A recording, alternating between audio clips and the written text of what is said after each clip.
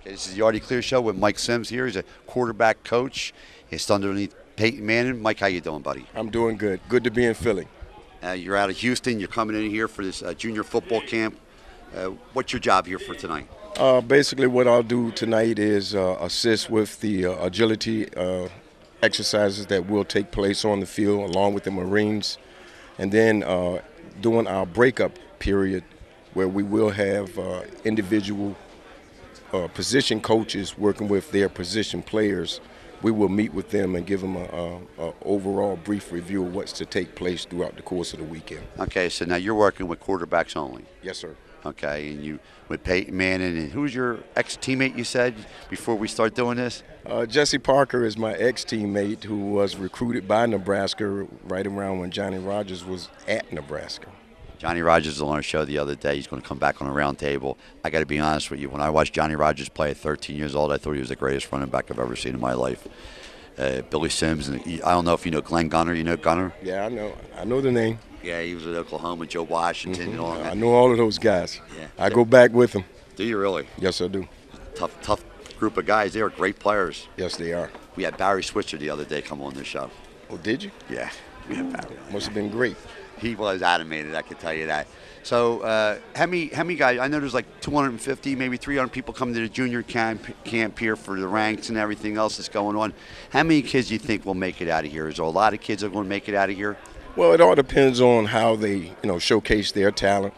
When you look at it, we have camps going around the country.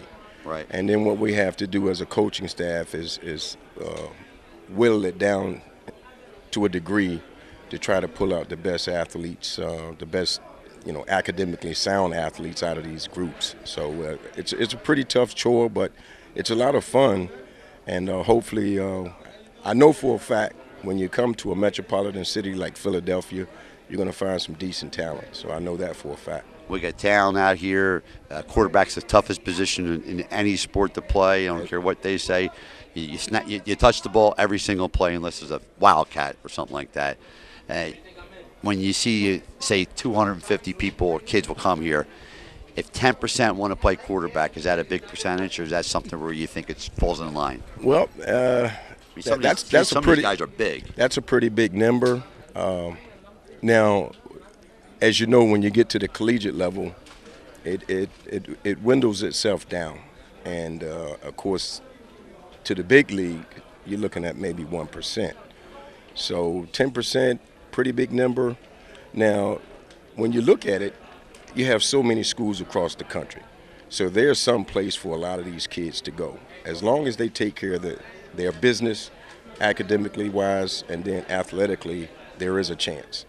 So athletically, academics are important. Academics come first, and that's where you mentor in the academics, physical, whatever that's name. Physical, cut that from that, by the way.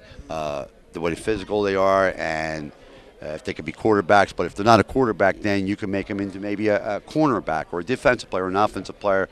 As long as they're fit athletically and they get good marks in their grades, I'm sure you can help them. Yeah, the one thing that you look at now within the recruiting ranks, let's look at the quarterback position because that's where my expertise lies.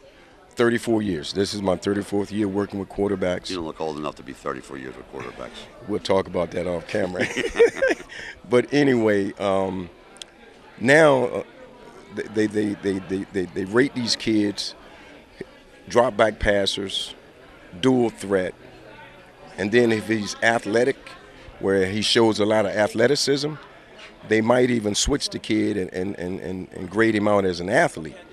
So there are places for the position itself as a quarterback where if you can't handle or muster that situation where you can be a true drop back guy or fit in somebody's scheme of things, being a dual athlete, then yes, they'll find some place to put you.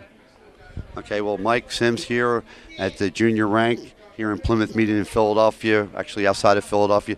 Do a nice job, Mike. I wish you nothing but the best of luck, and hopefully you'll find, like you said, 1 or 2%. Maybe you'll find yourself a great athlete, or Cordell Stewart, or Randall Cunningham, or Donovan McNabb out of here. Wish you nothing but the best. Thank you so much for being on our show. Thank you.